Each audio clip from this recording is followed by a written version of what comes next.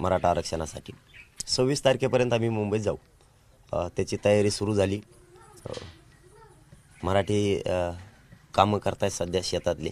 20 दिवसात सगळे शेतीचे कामं उरकून घेऊन जसं छत्रपती शिवरायपूर्वी लढायला निघाल्याच्यानंतर सगळं सामग्री, पाऊस असो, चिखल असो, वारा असो, मुसळधार पाऊस असो, सगळं साहित्य सोबत असायचं. त्याच वेळेस विजय व्हायचा. त्या स्वराज्याचा विचार घेऊन आम्ही सुद्धा बाहेर जायचं आहे. हे काय जवळ जायचं नाही, 10-20 किलोमीटर म्हणून गेले. उद्या सकाळी आले माघारी. इथं यशस्वी होऊन यायचं आहे. गाफीलपणानं आंदोलन करून चालणार नाही. नियोजनबद्ध हा कार्यक्रम करावा लागणार आहे. त्यासाठी 20 दिवसाची तयारी आम्हाला गरजेची होती. त्यामुळं आम्ही 2 अंग आहेत आम्हाला. शेतकरी पण आम्हीच आहे, शेती आमच्याकडेच आहे, आणि मराठ्यांना आरक्षण पण मराठ्यांनाच मिळून द्यायचं स्वतःचं स्वतःला. त्यामुळे शेतीचंही नुकसान नाही झालं पाहिजे आणि इकडं मराठ्यांच्या आरक्षणाचं नुकसान नाही झालं पाहिजे. इकडचे पण कामं उरकायचे आणि तिकडं मुंबईलासुद्धा झुंज द्यायला जायचं आणि आरक्षण मिळवून यायचं. यासाठी आमची तयारी पूर्ण झाली. 10 लाख गाड्या येण्याची शक्यता आहे सोबत, कारण तितकं साहित्य लागणार आहे, तितक्या वस्तू लागणार आहे ज्याच्या त्याला.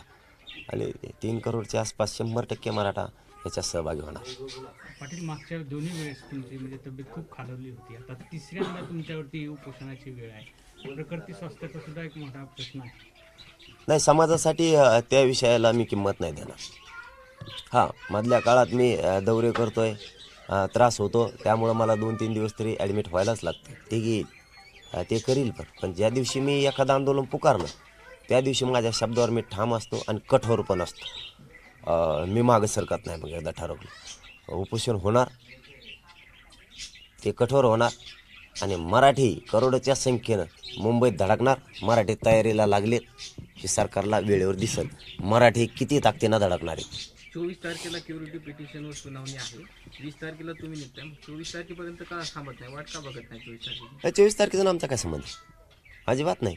आम्हाला वेळ लागतोय. आम्ही त्यांना 1 घंटाही वेळ दिलेला नाही. कारण काय असतं, मी पुन्हा तेच सांगतोय की आत्तापर्यंत काही महाराष्ट्रात आणि भारत देशात असं झालेलं आहे, जनता लाखोच्या संख्येनं आले आणि माणसं त्या भापीत गेले की जनता आमच्या मागे म्हणल्याच्यानंतर आम्ही काही करू शकतो ना. अचानक निर्णय घेतले. खूप असे आंदोलन की ते मोडीत निघालेले, खूप शेकडेने या 60-70 वर्षात. त्यामुळे आम्हाला ती गाफीलपणा करायचा नाही, ती चूक आम्हाला नाही करायची. निवेदनबद्ध काम करायचं. जनता पाठीशी लाखा नाही म्हणून लगेच घोषणा करायची, चला रे 25 डिसेंबरलाच मुंबईला. फसवायचं मराठ्यांना, हा पैसा आणायचं.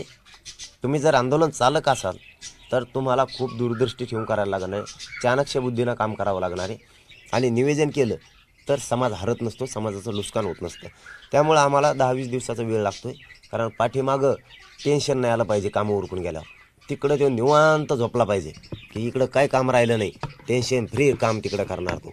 आमच्यासोबत कायमस्वरूपी राहील. नसतं अचानक न्यायला, इष्टीने नेल्यासारखा माघारी आणला, काही सोबत नसलं चालतं. मग 1 दिवसासाठी तुम्हाला लढाई जिंकून यायचं आहे, तुम्ही असं गाफीलपणानं जाणार. त्यामुळं 24 त्यांच्या तारखेचा आमचा काही संबंध नाही आहे. आमच्यासाठीचा तो वेळ आहे क्युरिटी पिटिशनचा. आणि क्युरिटी पिटिशनचा विषय असा आहे, आम्ही ते कधीच नाकारलेलं नाही. आंतरवालीच्या आंदोलनामुळं आणि या राज्यातला मराठा समाज एक झाल्यामुळंच क्युरिटी पिटिशन दाखल झालेली. हे सरकारनं आम्हाला पण त्यावेळेस सांगितलेलं आणि आम्हालाही माहिती. आम्ही ते नाकारलेलंच नाही. पण इंद्रासानी जजमेंट सांगतं 50% वर आरक्षण नाही टिकत. मग ते 50% वर जाऊन पुन्हा तेच पाडे मोजायला लागतील आम्हाला. पुन्हा तेच NT विजेंटेसारखं ते टिकणार आहे का? हा, जर क्युरिटी पिटिशन ओपन कोर्टात घेतली तर भोसले आयोगामध्ये ज्या त्रुटी राहिल्या होत्या त्या गायकवाड आयोगामध्ये ज्या त्रुटी राहिल्या होत्या त्या भोसले समितीनं पूर्ण केलेल्या. त्या समितीचा अहवाल पुन्हा वाचला जाईल. त्या त्रुटी भरल्या ते वाचल्या जातील. मग मराठ्यांचं आरक्षण टिकण्याची शक्यता आहे. आम्ही ते नाकारलंच नाही. पण आमचं म्हणणं असं आहे, या भानगडीत पडण्यापेक्षा मराठ्यांच्या जर ओबीसी आरक्षणातल्या नोंदी सापडल्या तर मराठा ओबीसी आरक्षणात घाला ना. मराठा कुणबी एकच आहेत. सगळ्या महाराष्ट्रातल्या मराठा समाजाला आरक्षणात घाला, विषय संपला. हे म्हणणं आहे ते कुठं नाकारलं आहे. नाकारण्याचं काय कारण आहे? फक्त ते टिकलं पाहिजे. मुख्यमंत्री जे आहे ते सरकार, राज्य सरकार मराठ्यांना आरक्षण देण्यासाठी सकारात्मक आहे. संयम पाळा असं मुख्यमंत्री तुम्हाला आवाहन करतात. आता याच्यापेक्षा काय संयम असतो? तुम्ही 3 महिने मागितले तेव्हा दिले. तुम्ही 30 दिवस मागितले, आम्ही 40 दिवस दिले.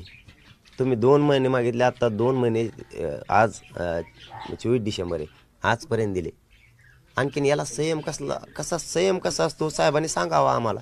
तुमच्याच तोंडातून आम्हाला ऐकायचं आहे. कारण तुम्हीच आमच्या राज्याचे प्रमुख आहेत. पालकत्वच तुमच्याकडे आहे. तुम्हीच सांगा संयम म्हणजे काय. तेवढी व्याख्या जर सांगितली तर मराठी पाळतील. तुमच्या शब्दाचा सन्मान केलेला आहे मुख्यमंत्री साहेब प्रत्येक वेळेस. संयम म्हणजे काय आणि आम्ही काय चूक करायलो. तुम्हीच दिलेले शब्द आहेत, तुमच्याच लोकांना लिहिलेले शब्द आहेत, तुमच्याच मंत्र्यांना लिहिलेले 4 शब्द आहेत, ते फक्त मध्ये घ्या म्हणतोय आम्ही. तुम्ही ते घेत नाही आहेत. मग मुंबईला नाही यावं तर काय करावं. आणि आम्ही काय येऊ नये. आम्ही आमच्या हक्कासाठी काय येऊ नये. घरी बसून काय करणार आम्ही मराठी. आम्ही घरी बसलो तरी आमच्या पोराचं वाटलं व्हायला लागलंय. मग त्यापेक्षा घरी नाही बसलेलं बरं ना. त्या पोरांना जे आरक्षण लागतंय त्याचं वाटलं न होण्यासाठी, मोठं होण्यासाठी, पोरगं ते आणण्यासाठी मुंबईला जाऊ ना आम्ही. इथं बसून तरी काय करावं. त्यामुळे मराठ्यांनी आता ठरवलं आता घरी नाही बसायचं. नेता काही कामाचा नाही. नेत्याला आपण मोठं केलं आत्तापर्यंत, तो मदतीला येत नाही. मग याला मोठं केलं कशासाठी. एक दिवस निवडणुकीसाठी गोड बोलतो, आमचाच चहा पिऊन जातो.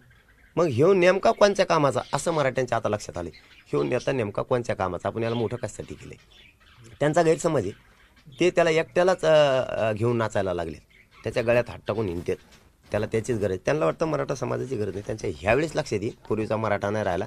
मराठा सोबत नसल्यावर किती सुपडा साफ होतो, राजकीय करिअर किती बर्बाद होतं ह्यावेळेस त्यांच्या लक्षात येईल. कारण मराठ्यांनी आता त्यांना ओळखलेले हे आपल्या काही कामाचे नाही. आपल्या लेकरासाठी आपण लढू.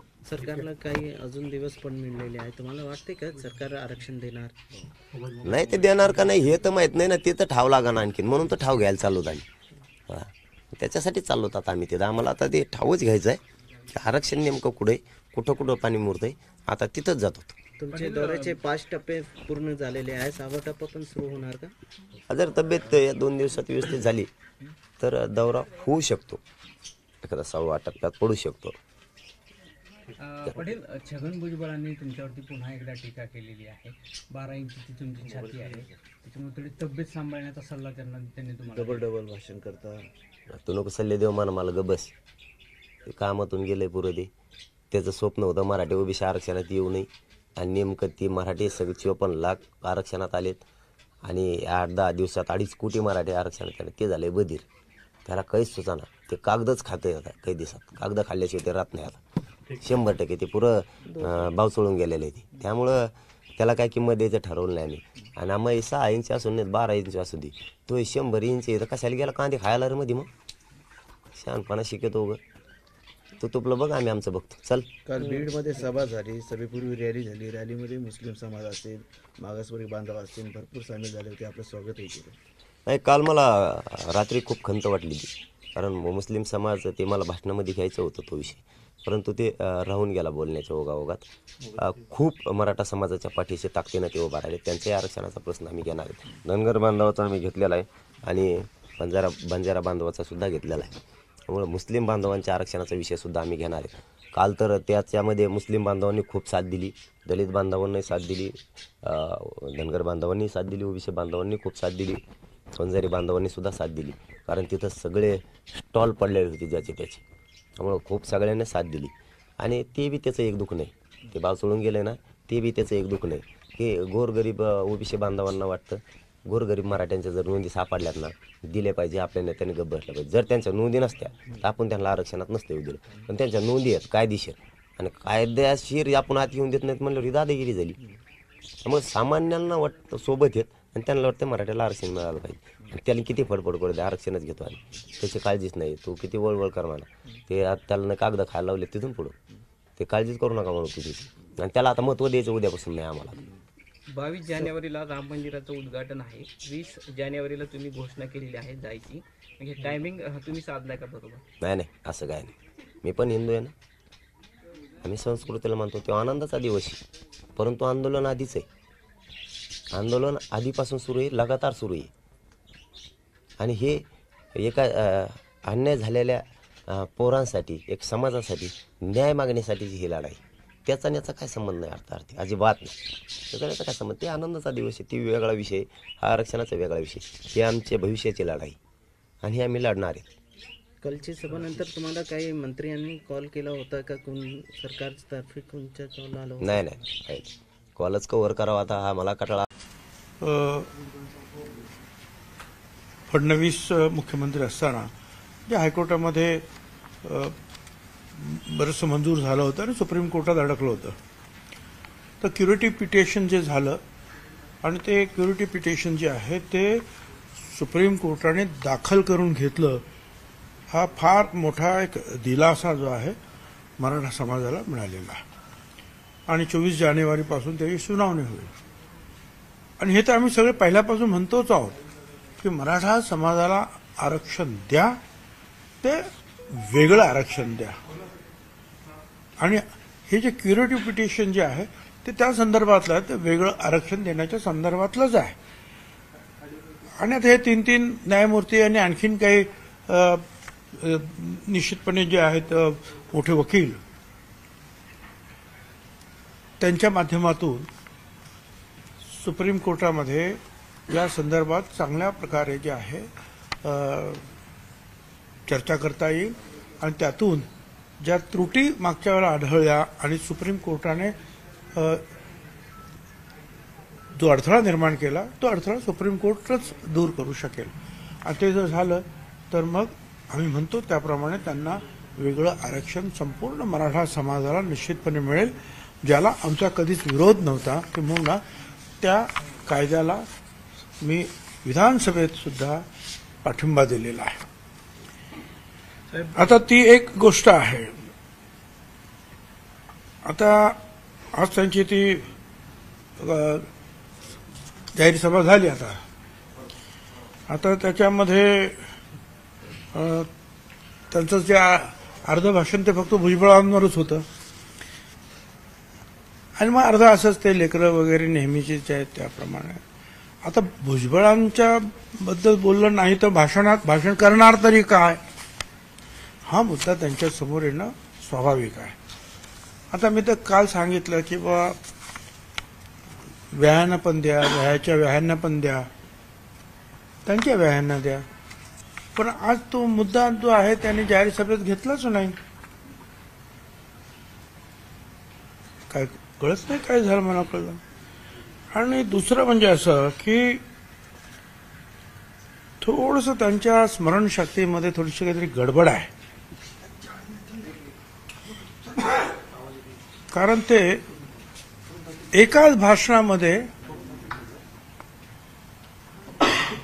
दुहेरी बोलतात. कारण सुरुवातीला ते काय म्हणाले की हॉटेल वगैरे जे आहे ते भुजबळांनी जाळले किंवा भुजबळांच्या माणसांनी जाळले.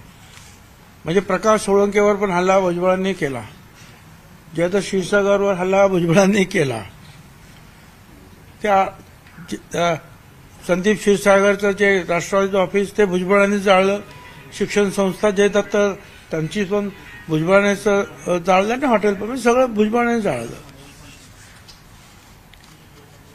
आणि म्हणे मराठ्यांना उगीच तुम्ही डाग लावला, म्हणजे जाळलं आम्ही जाळलं. त्याच्यात अगोदर सुरुवातीला ते म्हणाले की सरकारी अधिकाऱ्यांनीच जाळलं, असं सुरुवातीचं त्यांचं स्टेटमेंट आहे. त्याच्यानंतर ते भुजबळ आजच्या मीटिंगमध्ये ते म्हणाले की मराठ्यांना उगीच तुम्ही डाग लावता आणि हे भुजबळांनी जाळलं. पण थोड्या वेळाने नंतर ते म्हणतात की मराठ्यांच्या वाटायला जाऊ नका, नाहीतर बीडला काय होतं ते लक्षात ठेवा. म्हणजे परत बीड तुम्हीच केलं हे सिद्ध झालं ना.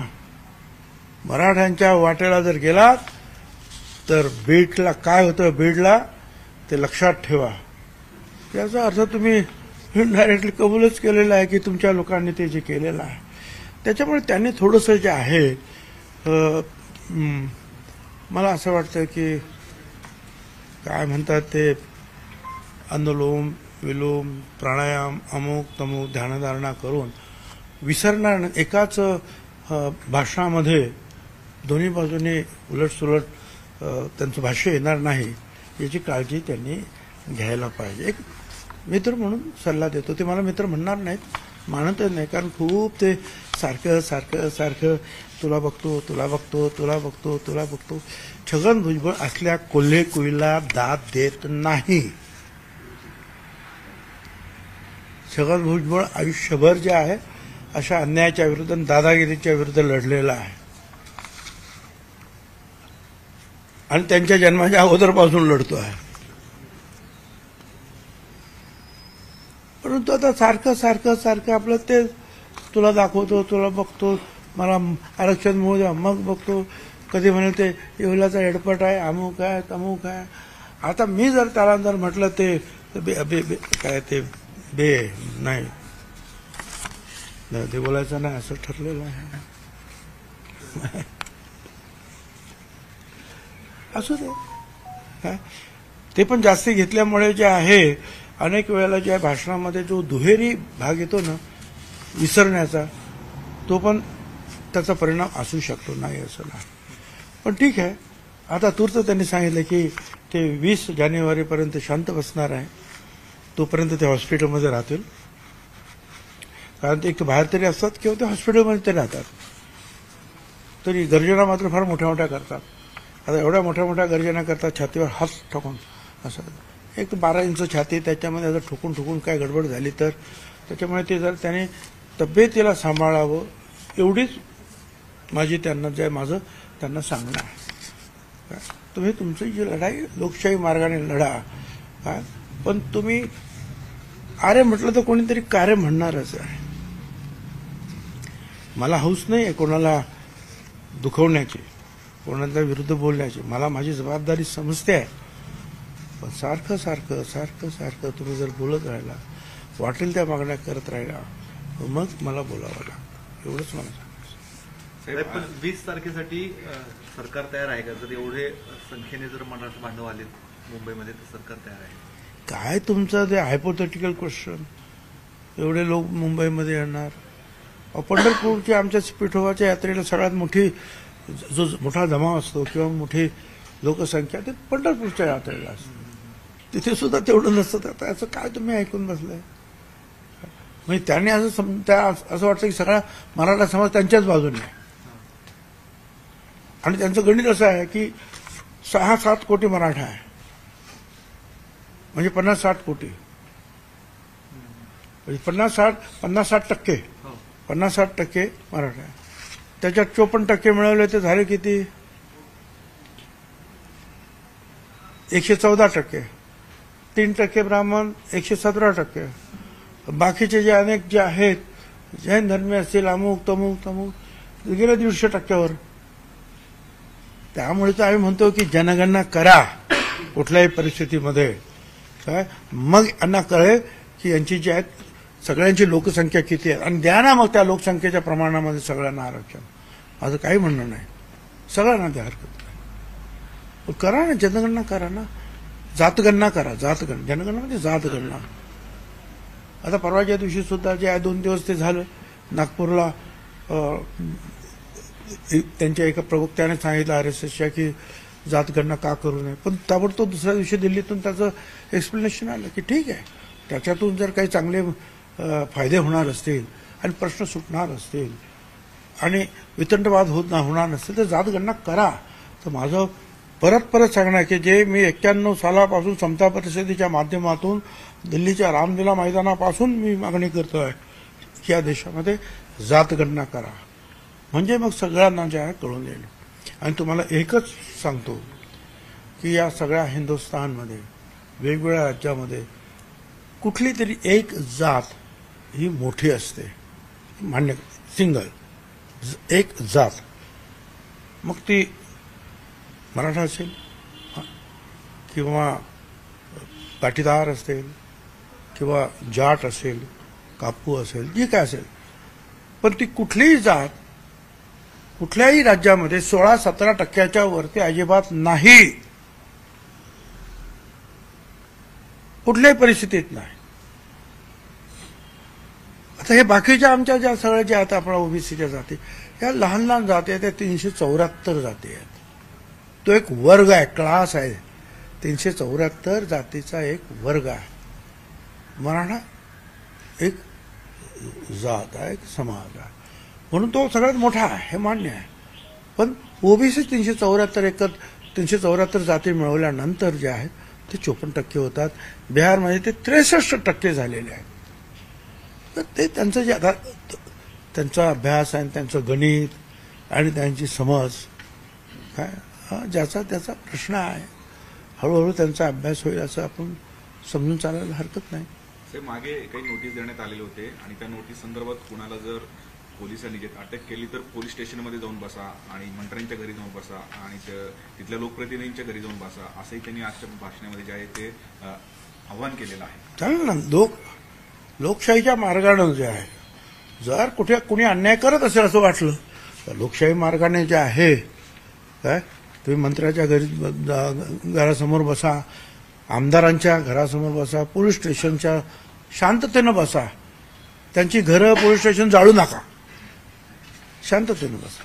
हरिभाऊ राठोड यांनी असं म्हटलं की चला, ओबीसी तो प्रश्न. आरक्षण टक्के चला चला चला चला यातल्या आजूबाजूला काहीतरी कुठले तरी प्रश्न विचारा. कोण हरिभाऊ राठोड? तुम्ही जे मेसेजेस दाखवले, कागद जे इंटरव्ह्यू मध्ये दाखवले, त्याला उद्देशून जरांगे पाटील म्हणाले की आता तर ते पिशवीमध्ये कागद घेऊन फिरतायत, जर आता शांत नाही बसले तर पुढे जाऊन मग दगड, केळी अशा गोष्टी घेऊन, ही चिथावणी आहे का? कोण दगड घेऊन? मी नाही, असे मग दाखवायला लागतील पुढे, अशी वेळ येईल. तुम्ही असं बोलतात म्हणून त्या शिव्या दिल्या गेल्या आणि मग पुढे मग दगड वगैरे अशा गोष्टी येऊ शकतात, मग ते दाखवत हिंडावं लागेल. अरे दगड तर त्यांनी अगोदर हातात घेतले आणि म्हणून तर 80 पोलीस जे आहेत त्या आंतरवेली सराटीमध्ये जे आहेत ऍडमिट झाले महिला पोलिसांसहित. ते आता होम मिनिस्टरने सांगितलं ना हाऊसमध्ये उत्तर देताना की 80 पोलीस, ते काय पाय घसरून पडलं का 80 पोलीस? त्यांना दगड ते करतातच आहेत, जाळपोळ ते करतातच आहेत. हे सगळ्या महाराष्ट्राने पाहिलं, जगाने पाहिलेलं आहे. त्याच्याबद्दल आणखीन काय बोलणार? धन्यवाद. बिहारमध्ये नितीश कुमार जनगणना करतात, आपल्या महाराष्ट्रामध्ये होत नाही, काय वाटतं? आमची मागणी तीच आहे, अजितदादाची मागणी तीच आहे, चंद्रशेखर बावनकुळे यांची मागणी तीच आहे, विरोधी पक्ष नेते जे आहेत, काँग्रेस असेल, राष्ट्रवादी काँग्रेस, पवार साहेब आहेत, त्यांची सगळ्यांची मागणी तीच आहे. आणि माझी खात्री आहे की सगळ्यांची मागणी जी आहे एक दिवशी या सरकारला पूर्ण करावीच लागेल. साहेब, आता विरोध कोणाचा आहे?